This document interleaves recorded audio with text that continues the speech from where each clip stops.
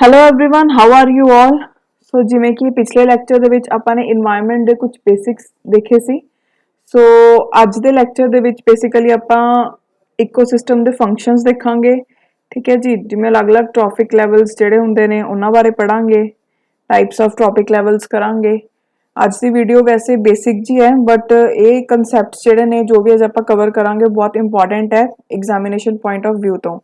So video ਨੂੰ and तक जरूर देखियो। सो स्टार्ट करते हैं ਅੱਜ ਦੀ डिस्कशन। सब तो पहला देखो आप गल करांगे इकोसिस्टम के फंक्शनस दे विच जिहड़ा पहला फंक्शन है वो हैगा इकोलॉजिकल सक्सैशन। ठीक है जी, देखो सक्सैशन मतलब की हुंदा है सक्सीड करना, मतलब एक तो बाद एक चीज़ का आना। ठीक है जी, सो इकोलॉजिकल सक्सैशन का मतलब की हो गया कि एक स्पीशीज़ तो बाद किसी दूसरी स्पीशीज़ का आना, बेसिकली एक स्पीशीज़ नू रिप्लेस करके किसी दूसरी स्पीशीज़ आना उन्होंने आप बोलते हैं इकोलॉजिकल सक्सैशन। ठीक है, हुण जिहड़ी रिप्लेसमेंट हुंदी है ये किहदे बेसिस ते हुंदी है भी एक जिहड़ी स्पीशीज़ है वो किसी दूसरी स्पीशीज़ नू रिप्लेस कर दूगी। जिवें सपोज करो हुण जिहड़ी S2 स्पीशीज़ है वो S1 नू अगर रिप्लेस करूगी तो S2 दे विच कुछ फीचर्स होने चाहिए ना कि S1 नू रिप्लेस कर सके। तो किहड़े बेसिस ते हुंदा है, एक तो सर्वाइवल ऑफ फिटेस्ट के बेसिस ते हुंदा है ते second principle of natural selection. आपां पढ़िया सी ना कि अगर दो सेम स्पीशीज़ ने सपोज उन्हां दोनों विच कंपीट हो रहा है तो वही सर्वाइव करूगी जिहड़ी कि ज़्यादा स्ट्रोंग होगी। ठीक है जी, जिहड़ी कि सर्वाइव कर पाऊगी जिहड़ी फिटेस्ट होगी। सो मतलब वो लॉजिक इत्थे भी चल रहा है।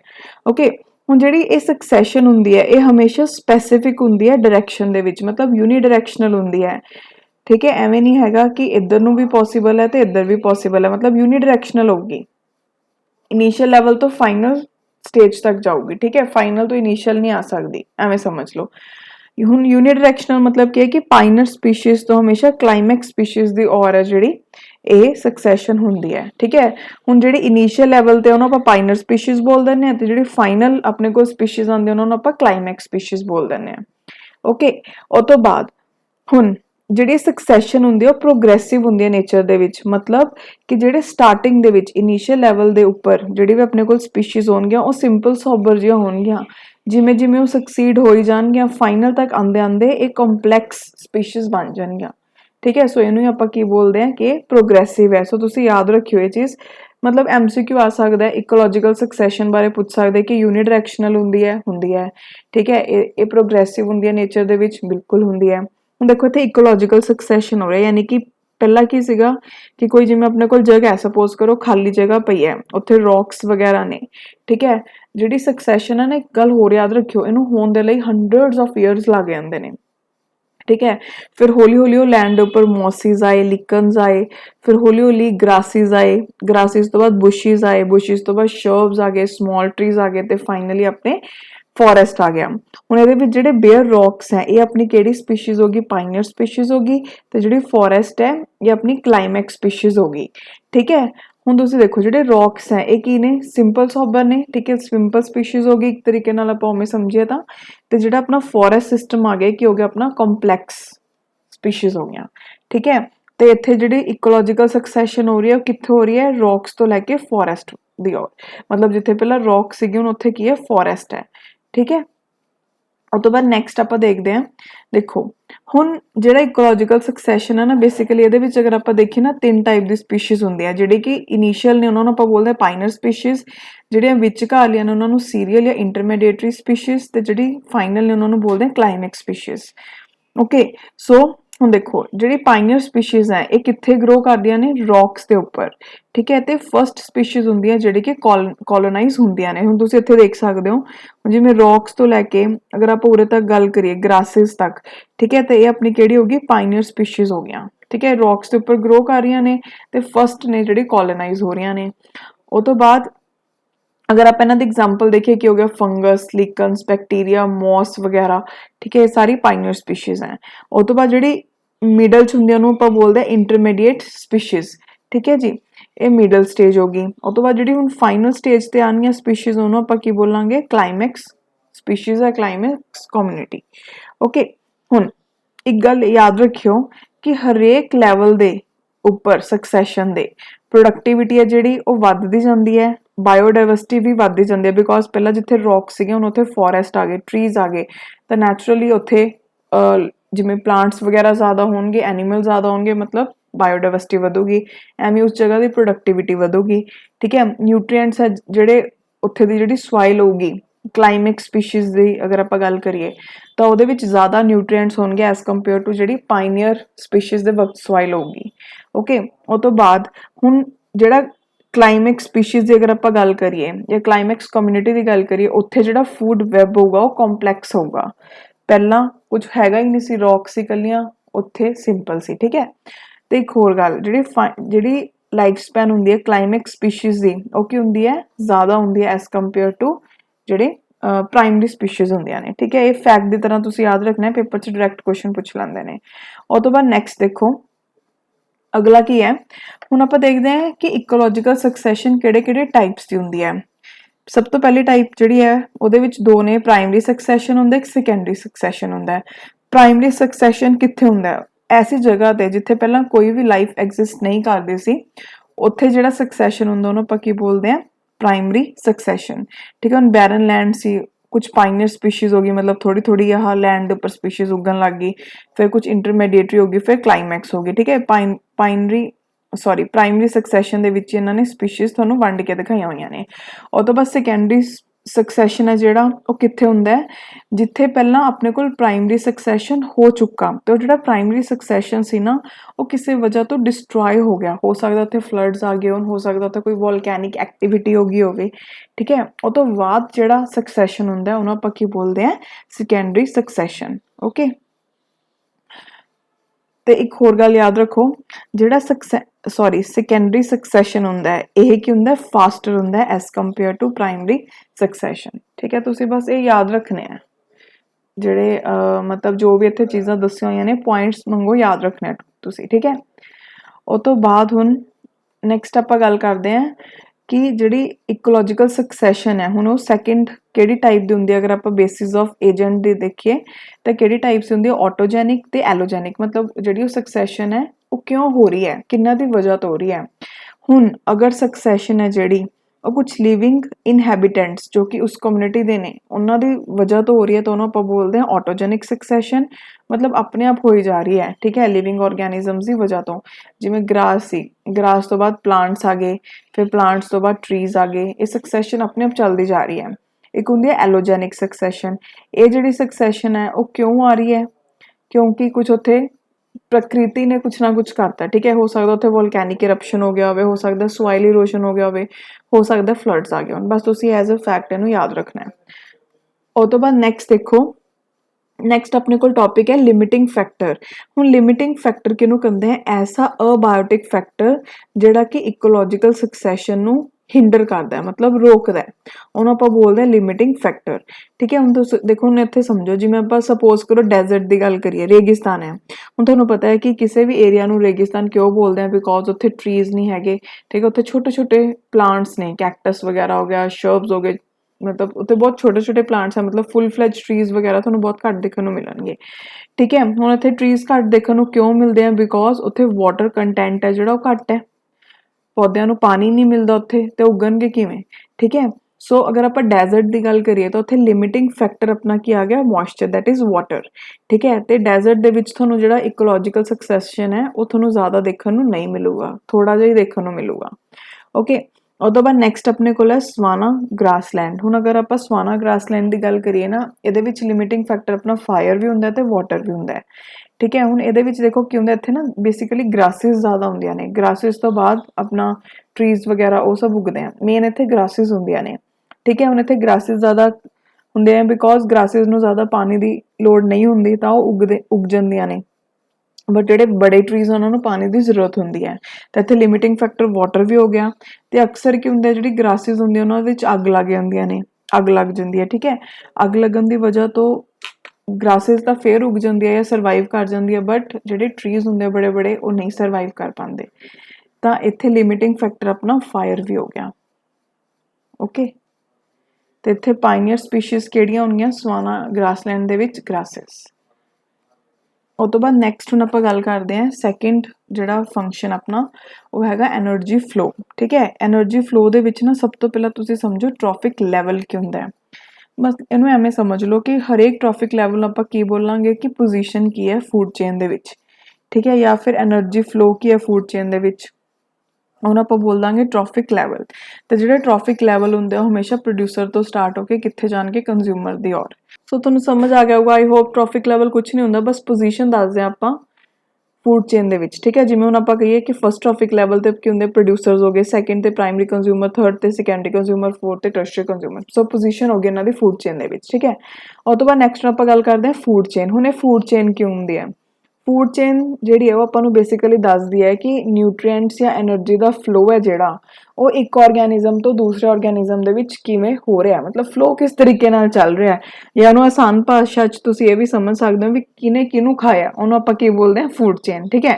ਹੁਣ ਦੇਖੋ ਇੱਥੇ ਐਗਜ਼ਾਮਪਲ ਦੇਖੋ, ਹੁਣ ਸਨ ਹੈ, ਸਨ ਤੋਂ એનર્ਜੀ ਲੈ ਕੇ ਜਿਹੜੇ ਗ੍ਰੀਨ ਪਲਾਂਟਸ ਆ ਉੱਗੇ, ਗ੍ਰੀਨ ਪਲਾਂਟਸ ਨੂੰ ਕਿਹਨੇ ਖਾ ਲਿਆ? ਗ੍ਰਾਸ ਹੌਪਰ ਨੇ ਖਾ ਲਿਆ, ਗ੍ਰਾਸ ਹੌਪਰ ਨੂੰ ਫਰੋਗ ਨੇ ਖਾ ਲਿਆ, ਫਰੋਗ ਨੂੰ ਸਨੇਕ ਨੇ ਖਾ ਲਿਆ, ਸਨੇਕ ਨੂੰ ਈਗਲ ਨੇ ਖਾ ਲਿਆ, ਤੇ ਈਗਲ ਨੂੰ ਜਦੋਂ ਈਗਲ ਮਰ ਗਈ ਫਾਈਨਲੀ ਉਹਨੂੰ ਫੰਗੀ ਨੇ ਡਿਕੰਪੋਜ਼ ਕਰਤਾ। ਤਾਂ ਇੱਥੇ ਆਪਾਂ ਬੇਸਿਕਲੀ ਇਹੀ ਦੱਸ ਰਹੇ ਹਾਂ ਵੀ ਕਿਹਨੇ ਕਿਹਨੂੰ ਖਾਇਆ, ਤੇ ਆਪਾਂ ਇਹ ਦੱਸ ਰਹੇ ਹਾਂ ਕਿ ਕਿਸ ਤਰੀਕੇ ਨਾਲ ਜਿਹੜੀ ਸਨ ਦੀ એનર્ਜੀ ਸੀ ਉਹ ਅਲੱਗ-ਅਲੱਗ એનર્ਜੀ 'ਚ ਕਨਵਰਟ ਹੋ ਕੇ ਫਲੋ ਹੋ ਰਹੀ ਹੈ, ਜਾਂ ਨਿਊਟ੍ਰੀਐਂਟਸ ਕਿਸ ਤਰੀਕੇ ਨਾਲ ਫਲੋ ਹੋ ਰਹੇ ਨੇ ਚੇਨ ਮੈਨਰ ਦੇ ਵਿੱਚ, ਠੀਕ ਹੈ।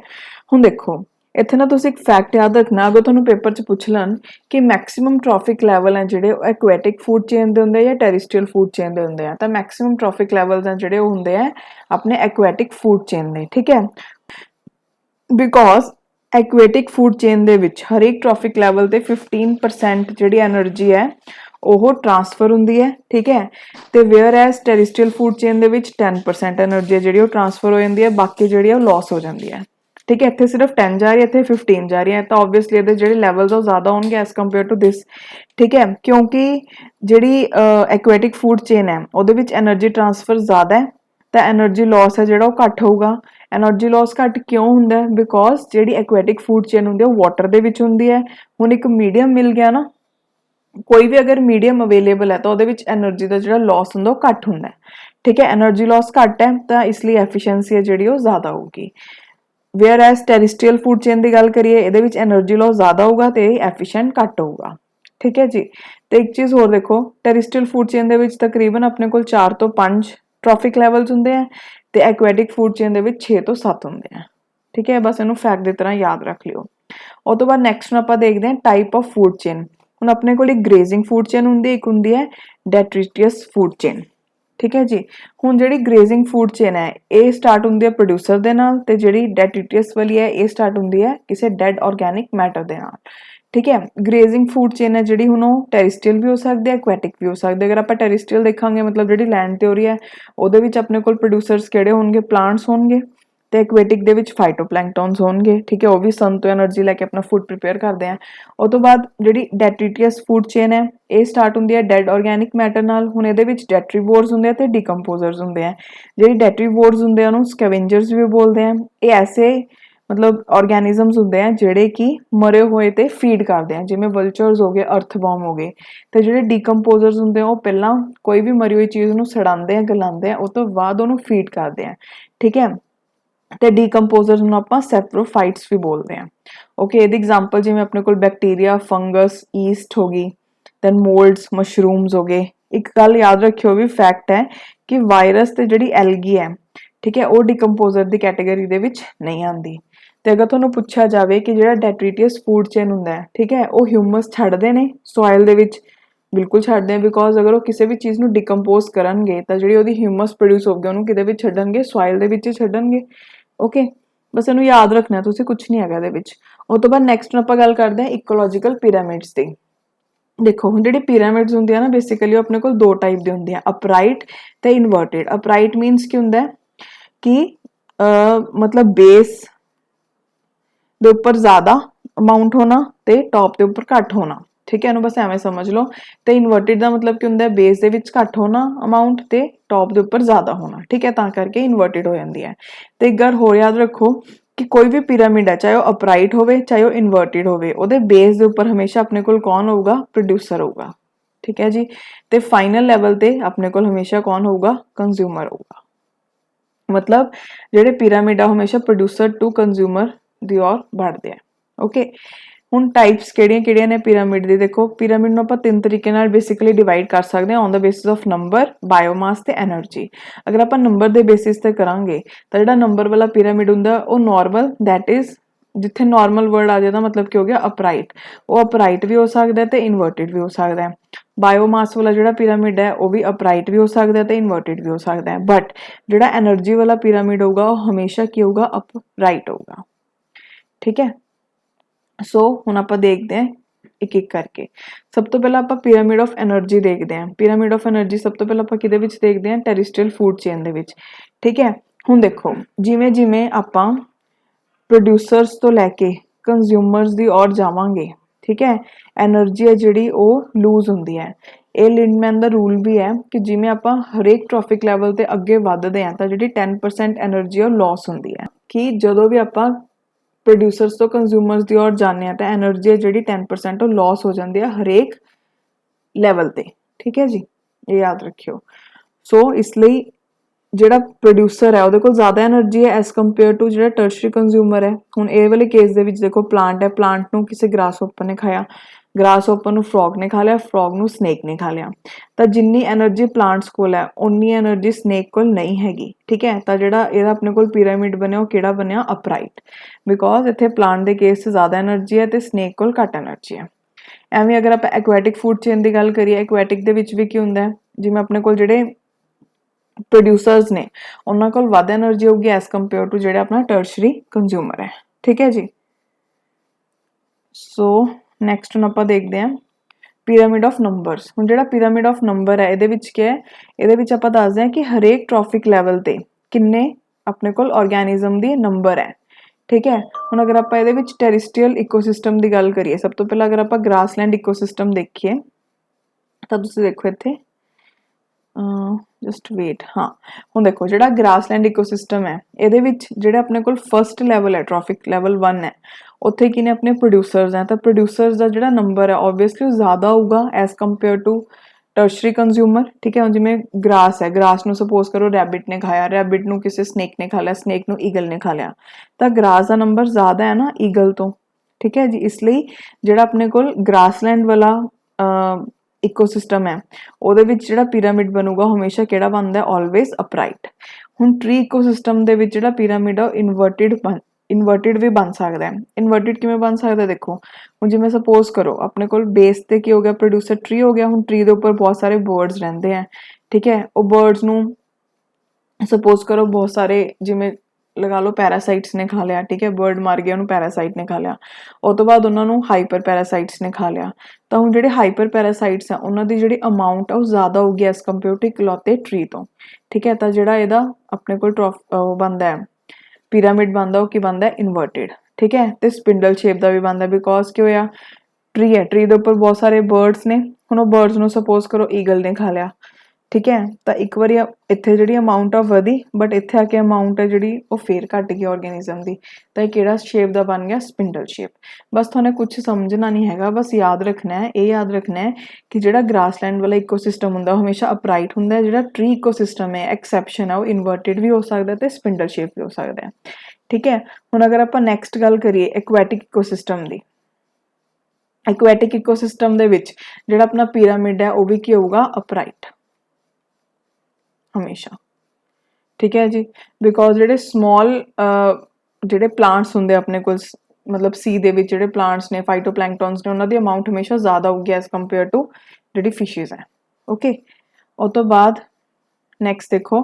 ਪਿਰਾਮਿਡ ਆਫ ਬਾਇਓਮਾਸ ਹੁਣ ਜਿਹੜਾ ਪਿਰਾਮਿਡ ਆਫ ਬਾਇਓਮਾਸ ਹੈ ਇਹਦੇ ਵਿੱਚ ਬੇਸਿਕਲੀ ਆਪਾਂ ਕਿਹੜੇ ਬੇਸਿਸ ਦੇ ਉੱਪਰ ਟ੍ਰੋਫਿਕ ਲੈਵਲਸ ਬਣਾਉਂਦੇ ਆ ਕਿ ਟੋਟਲ weight ਕਿੰਨਾ ਹੈ ਕਿਸੇ ਆਰਗੈਨਿਕ ਮੈਟਰ ਦਾ ਹਰੇਕ ਟ੍ਰੋਫਿਕ ਲੈਵਲ ਤੇ ਠੀਕ ਹੈ ਹੁਣ ਪਿਰਾਮਿਡ ਆਫ ਜਿਹੜਾ ਬਾਇਓਮਾਸ ਅਗਰ ਆਪਾਂ ਉਹਦੇ ਵਿੱਚ ਟੈਰੇਸਟਰੀਅਲ ਦੀ ਗੱਲ ਕਰੀਏ ਤਾਂ ਜਿਹੜਾ ਟੈਰੇਸਟਰੀਅਲ ਇਕੋਸਿਸਟਮ ਵਾਲਾ ਆਪਣਾ ਪਿਰਾਮਿਡ ਆ ਹਮੇਸ਼ਾ ਅਪਰਾਈਟ ਹੁੰਦਾ ਹੈ ਤੇ ਐਕੁਆਟਿਕ ਵਾਲਾ ਹਮੇਸ਼ਾ ਇਨਵਰਟਿਡ ਹੁੰਦਾ ਹੈ ਹੁਣ ਐਵੇਂ ਕਿਉਂ ਦੇਖੋ ਹੁਣ ਅਗਰ ਆਪਾਂ ਟੈਰੇਸਟਰੀਅਲ ਇਕੋਸਿਸਟਮ ਦੀ ਗੱਲ ਕਰ ਰਹੇ ਹਾਂ ਤਾਂ ਉਹਦੇ ਵਿੱਚ ਬੇਸ ਤੇ ਕੀ ਹੋ ਗਏ ਪਲਾਂਟਸ ਠੀਕ ਹੈ ਪ੍ਰਾਇਮਰੀ ਲੈਵਲ ਤੇ ਹੋ ਗਏ ਆਪਣੇ ਕੋਲ ਹਰਬੀਵੋਰਸ ਸੈਕੰਡਰੀ ਤੇ ਹੋ ਗਏ ਪ੍ਰਾਇਮਰੀ ਕਾਰਨੀਵੋਰ ਤੇ ਟੌਪ ਤੇ ਹੋ ਗਿਆ ਟੌਪ ਕਾਰਨੀਵੋਰ ਠੀਕ ਹੈ ਹੁਣ ਅਗਰ ਆਪਾਂ weight ਦੇਖਾਂਗੇ ਜਿਹੜੇ ਪਲਾਂਟਸ ਆ ਉਹਦਾ ਤਾਂ ਜ਼ਿਆਦਾ ਹੀ ਆਊਗਾ ਐਸ ਕੰਪੇਅਰ ਟੂ ਇੱਕ ਅਗਰ ਇਕੱਲੇ ਸ਼ੇਡ ਦੀ ਆਪਾਂ ਗੱਲ ਕਰੀਏ ਠੀਕ ਹੈ ਸੋ ਜਿਹੜਾ ਆਪਣੇ ਕੋਲ ਟੈਰੇਸਟਰੀਅਲ ਇਕੋਸਿਸਟਮ ਦੇ ਵਿੱਚ ਪਿਰਾਮਿਡ ਬਣਦਾ ਹਮੇਸ਼ਾ ਕੀ ਬਣਦਾ ਅਪਰਾਈਟ ਅਗਰ ਆਪਾਂ एक्वेटिक इकोसिस्टम की गल करांगे। हुण एक्वेटिक इकोसिस्टम दे विच की है, बेस के उपर प्रोड्यूसर्स ने, फिर सपोज फाइटोप्लैंकटन है, फाइटोप्लैंकटन नूं फिशिज ने खा लिया,